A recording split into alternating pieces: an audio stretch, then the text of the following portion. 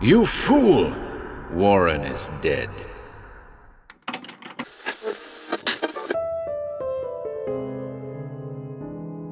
Welcome to HorrorBabble. Today, we'll be reading an ultra-rare haunted house yarn by the little-known Weird Tales author Laurence Bour, Jr. Black Was the Night debuted in the magazine in its May 1940 edition. We hope you enjoyed, folks.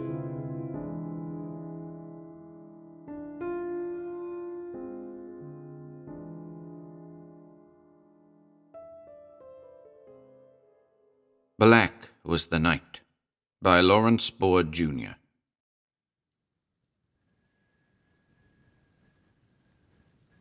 The cold November wind was whipping mournfully about the decaying old house, tugging at the sagging, broken shutters, and rattling the few window panes, left entire in their rotten, worm-eaten frames. It was raining hard. The streams of chilly water, driven by the howling wind, were pounding heavily against the leaky, untiled roof.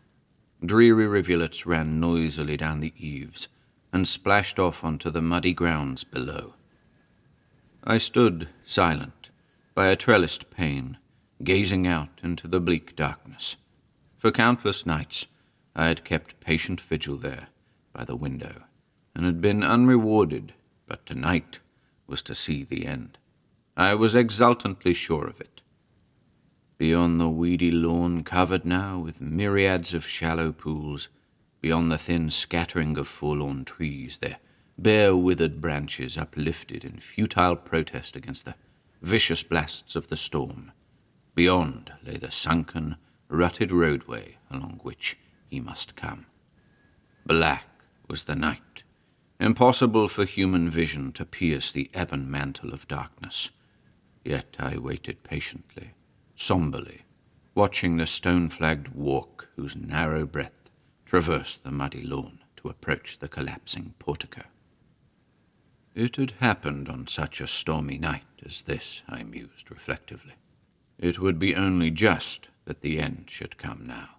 I felt no anger, only a faint emotion of pity stirred in me for the man who must come tonight. Such as I are beyond all violent passions. But what was that? Among the deep shadows on the lawn, a deeper shadow stirred. Slowly, silently, a black figure was creeping toward the lonely house. Carefully, I drew back from my window. I had not waited these weary years to lose my prey now, through premature discovery. Through broad fissures in the clapboarded walls, damp draughts swept to play odiously about me. Gaseous exhalations of decay filled the rank, miasmic atmosphere. But these I ignored. I was beyond caring about such trifles. Slowly, the black shadow neared the house. There came the soft creaking of the warped, crumbling planks which floored the dismal portico as the figure mounted upon it. The sagging, unpainted door squeaked shrilly on its loose, rusty hinges as, little by little, it yielded to the firm pressure of a thrusting body. That grim door had opened once before to admit a somber envoy of death. Now it swung wide to admit through the yawning portals death's victim-to-be. I chuckled joyously as I crept from the black and empty room to descend the ancient staircase. The noisy, dilapidated treads did not betray my stealthy footsteps. Silently, I reached the hall below and sidled quietly toward the open door. The man stood on the dismal threshold, warily, attempting to pierce the shadowy gloom as the wind and the rain drove through the door in fitful gusts to spatter the unplastered walls with spray. Still chuckling inaudibly, I crept nearer and nearer. Though he could not see me, I could see him, see his fearful start, as my voice wafted softly to him, borne on the ebony darkness. "Please come in, my dear sir. It is very cold and very wet outside, I know. You wish to view the premises?" He staggered back in sudden terror, but recovered himself admirably and stood stiffly erect, facing me through the blackness, as he demanded, in a voice harsh with the fear he could not entirely control, "Who the devil are you?" I bowed and smiled, though he could see neither in the deep gloom, as I answered cryptically, "I am the one who waits for him who shall return, and, returning, find me keeping watch and ward." Visibly, the man pulled himself together. His broad shoulders squared back, and his massive head swung high as he stared at me through the darkness. His voice came back more assuredly. "A caretaker, eh? Strange that they did not mention one in the village. But no matter. I desire, as you say, to inspect this old homestead. Have you any objections?"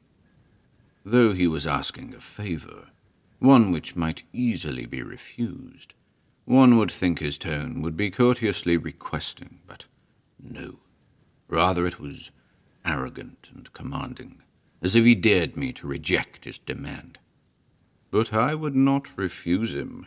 Oh, no. I had been wearily awaiting this night too long. I replied, "It is a great pleasure to have you, sir. Greater than you know. But this hall is damp and chilly. If you will follow me, there is a chamber where you will be more comfortable, and we can talk. It is not much, to be sure, but it is my humble best." I turned and strode away. Let him follow if he will, and I knew he must. He had come too far to turn back unsatisfied now. I was right. For a moment he hesitated, then came after me, stumbling through the blackness, tripping over loose floorboards and swearing angrily as he caromed against the walls. Down the narrow and dark corridor I stepped lightly. The hall was bleak and dreary, noisome with the rank odors of decay. Ghastly, pale fungi clung thickly along the dismal walls. I heard him gasp as he brushed against the soft, clammily cold stuff, but he came on steadily, as I unwillingly admired his nerve. Into a small and cozy room I led him, bright with the flickering light from a blazing log fire, cheerfully warming the chamber with its ruddy glow. Drawn up and waiting by the fireside were two dilapidated chairs. More than this the room did not contain, and more was not needed. A single narrow window gave onto the gloomy grounds outside. The corners of the room were filled with constantly changing shadows, whose size and depth shifted with the flickering flame. I stood aside, and he entered warily, but the hot fire soon dispelled his fears. Eagerly, he crossed the room and hung up his streaming outer garments to dry in its baking heat. I watched him carefully as he passed the dirty brown splotch which stained the bare flooring by the window, but he did not flinch. A good actor he was, or of poor memory, I reflected. As he moved away from the door, I swung its protesting panels shut behind him. Inaudibly, the spring lock snapped into place. Startled, he looked up at me to demand sharply, "Why did you close the door?" I smiled reassuringly as I walked toward him. "Draughts, my dear sir, draughts," I said. "The corridor is damp and chilly, this room warm and dry. Surely you prefer it to remain so?" Nodding, he turned once again to the cheerful fire. I took a seat in the chair deepest in the shadows and waited. The next move was up to him, and he would make it in his own good time. Patiently I sat and stared at him silently. He had changed since I had last seen him, but in these many intervening years that was only natural. I studied him closely, noting the stocky, muscular figure still formidable, though he must be approaching middle age. A dangerous man I knew only too well. His determined, obstinate features and his air of commanding power proclaimed it. He looked keenly at me in return, and I feared did not like what he saw. I was not surprised. I knew well enough that I was not a pretty sight, though I might have warned him that, before long, he would be as bad. If he had been a weaker man, I believe, he would have shuddered in honest repulsion.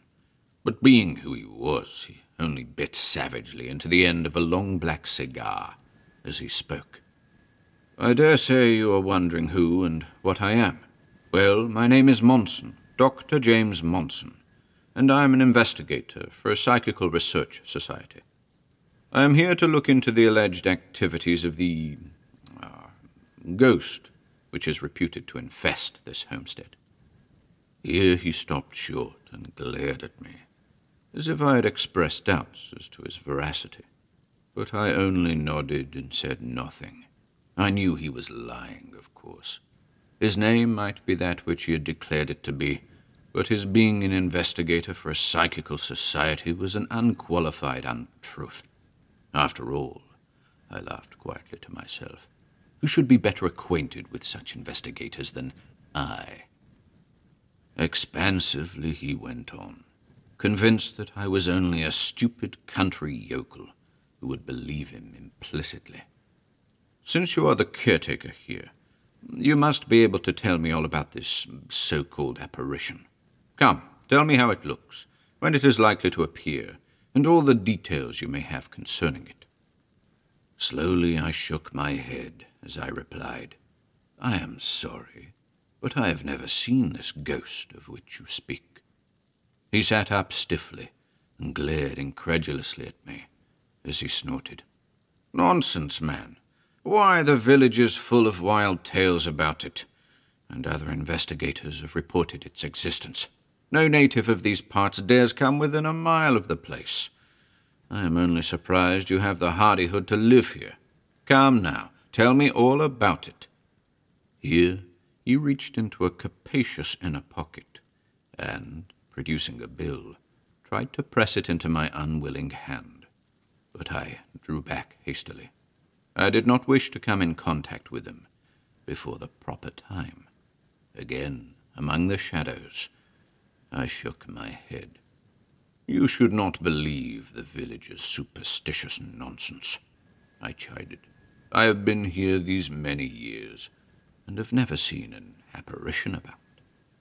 Still he did not believe me, but, momentarily baffled, he fell silent. The chamber was very quiet. The flames of the once blazing fire were burning low. From out of the farther corners, the black shadows crept cautiously, advancing across the narrow floor to embrace more and more of the room's expanse in darkness. They shrank back in sudden dismay as a crackling log collapsed and fell into the red embers, causing a bright flare of ruddy light to shoot forth into the room. But as the glow died reluctantly away, they came on again inexorably. Outside, the fierce storm was at its height. The howling wind swept by the isolated old house, shaking its rotten timbers as if in fury. The chilly rain poured down from the black, sullen skies in veritable torrents, to pound viciously upon the collapsing roof and seek every possible aperture for its unwelcome entry. The grounds outside were nothing but a shallow, icy lake, from whose dull black surface shivering bare trees protruded drearily. Then, somewhere in the empty, brooding house, a loud crashing noise sounded.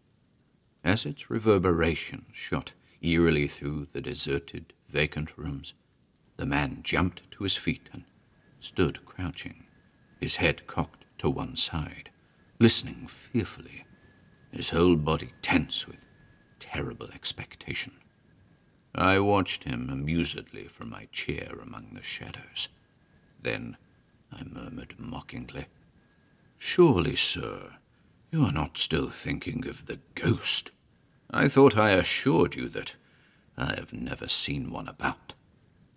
Sheepishly, he sank back into his seat and mopped his suddenly streaming face. Then he spoke, seemingly casual. "I am sorry for behaving like this, but for a moment I thought the house was falling. What was that awful noise?"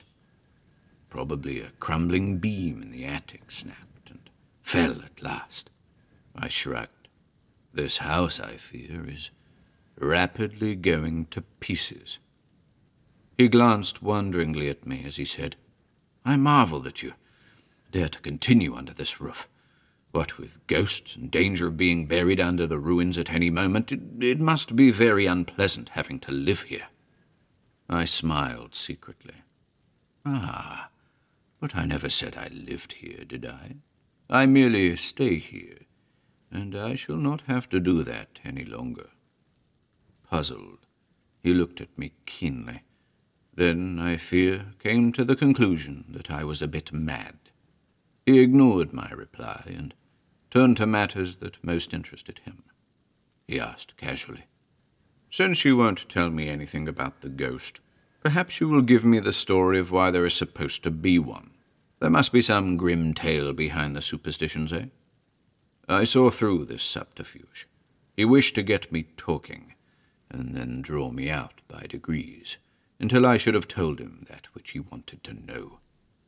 But I was willing. In fact, I had been eagerly awaiting just such an opening. The bleak night was passing, and dawn must soon arrive. I must hurry and complete my task while there was yet time.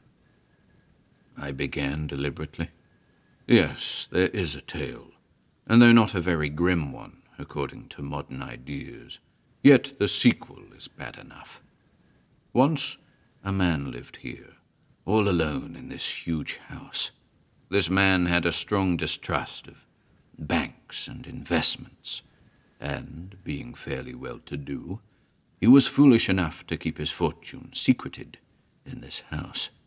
All might have been well, but the news of his peculiar habit got around until it was known all over the surrounding community. Several times robbers attempted to break into the house and steal his hoard, but always he was too alert for them. At last, driven to distraction by the thieves' constant annoyance, he was forced to bank his money, for its possession in an isolated house was becoming a menace to his life. Unfortunately, a tramp passing through the region heard the usual tale of his great wealth lying about unguarded, without hearing that this was no longer true. One stormy autumn night, that tramp, driven by want, attempted to break into this house. It was bad luck for both of them that the owner chanced to be awake and heard his crude attempts to force the door. The man was unarmed, but he determined to ambush the robber as he came along the corridor. He stood in a doorway and waited. Soon the tramp succeeded in opening the front door and crept down the hall in the darkness. As he passed, the waiting man tackled him, and there proceeded to be a grim struggle in the gloom. The tramp was strong, but so too was the other. For several long minutes they fought in blackness so deep that neither could see his antagonist's face. The scene of the fighting shifted from the hall into a small room, where, in even greater fury, it went on. Furniture was smashed, chairs hurled through the shadows. The house trembled as the locked figures crashed from wall to wall. At last, the tramp felt himself tiring, and, in despair, he felt about him in the darkness for some weapon. He was lying now on his back, with the other on top and pounding him heavily. His searching fingers fell on the cool haft of a wicked paper knife, long and slender. He seized it and with one vicious upward slash into the soft flesh of his hovering opponent, the fight was ended. Shakily, he disengaged himself from the dying man and staggered to his feet. Now the full consequences of his mad act struck him, and he anxiously hoped he had not killed the other.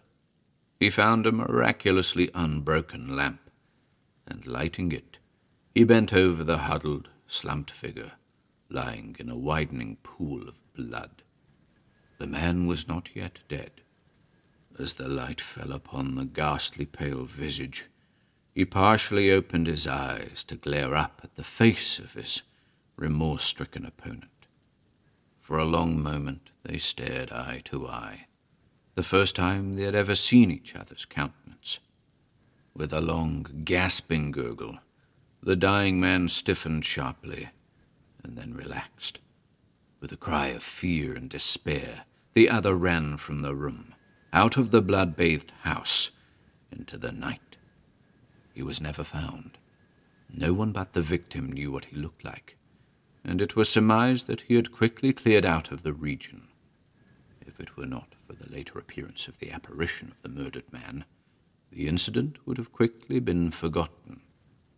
No one wished to live in a haunted house, and so, deserted, this place has been going to ruin under the stress of wind and weather all these long years since. The man stirred uneasily, the ruddy glow of the dying fire tinging the pallor of his face with crimson. He started to speak, hesitated, then began again. "You seem to know a good deal about the matter for a caretaker. One would almost think you had been there yourself." Then, speaking as if to reassure himself, "But that is impossible. Tell me, you spoke of a sequel. What can it be? So far, the tale is a very commonplace one of an unsolved murder, complicated only by the nonsensical story of a ghost which you have assured me you have never seen." I stared moodily at the fire before answering. The once leaping flames had died away until nothing but red embers covered the grate, their illumination tending to accentuate rather than relieve the deep black shadows that had already engulfed most of the tiny chamber, leaving our position by the fireplace only an island of dim light immersed in a sea of darkness. Then I stirred in my chair as I spoke softly. "The sequel is obviously one of vengeance. It has not happened yet, but as long as the guilty man walks the earth unpunished, the blood of his victim will cry out for vengeance, and it will come. That I know." He glanced at me curiously. "You are a strange caretaker," he said. "How can you expect the crime to be avenged? Why, the criminal might be dead." I shook my head slowly. "He is not dead. I am as sure of that as I am that you are sitting beside me now. And murderers always return to the scene of their crime, they say." He stirred uneasily in his chair, then laughed hollowly. "That is nonsense. But even if the murderer should return, no one would know. Why, he could come here tonight, as I have come, and be unrecognized. No one has ever seen his face." Somberly, I gazed at him, then reminded, "The victim saw him." More assured this time, he laughed again as he declared, "And he is dead. Suppose now that, driven by a morbid curiosity, the murderer, who has by now become a man of respectability and reputation, were to return to the scene of his crime, attracted in part, as well as repelled, by the reports of his victim's ghost haunting the house. Suppose that he were mad enough to give way before this morbid attraction, which is silly, of course. Do you think he would risk it if he did not know that he was absolutely in no danger? Why, man, the law cannot touch him." For a long while I did not reply, savoring, in anticipation, the joy of the coming moment. The fire was nearly out now, Only a few gleaming embers cast a dim, lurid gleam against which the black hulk of my companion was silhouetted darkly. I did not care. I would have little use for any light soon. Outside, though the wind still howled and the rain poured down, the black skies were lightening to a sullen leaden hue as the false dawn crept over the invisible horizon. I stiffened in my chair as I murmured softly through the shadows. You forget the spirit of the dead man. Have you never considered that he might have been waiting for you here all these years? He turned a startled face toward me. Then he chuckled, relieved. I admit that I had some such fear. Silly, was it not? For I never believed in ghosts. For me to fear one, anyway.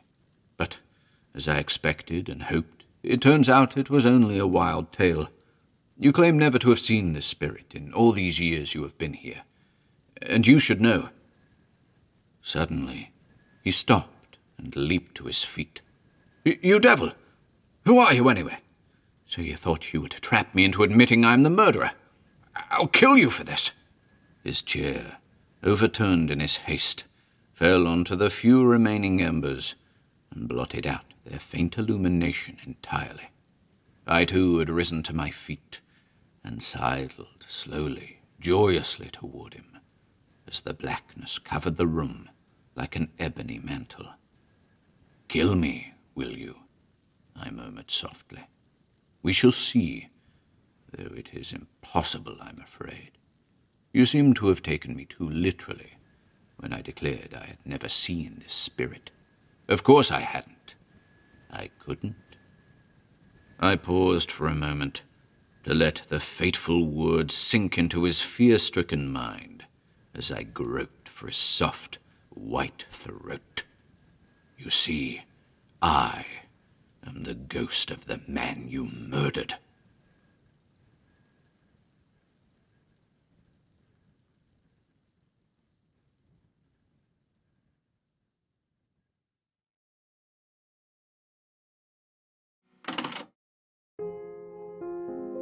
If you enjoyed listening today, be sure to subscribe to the channel by hitting the red subscribe button below. After doing so, click the bell icon next to the subscribe button to receive new content notifications. If you'd like to support our work and receive exclusive perks, consider becoming a channel member by clicking the join button below. To support us in other ways, see the video description for links to our Bandcamp and Patreon pages, our merch store over at Teespring, and further information relating to our releases on Audible, iTunes, and Spotify. And until next time,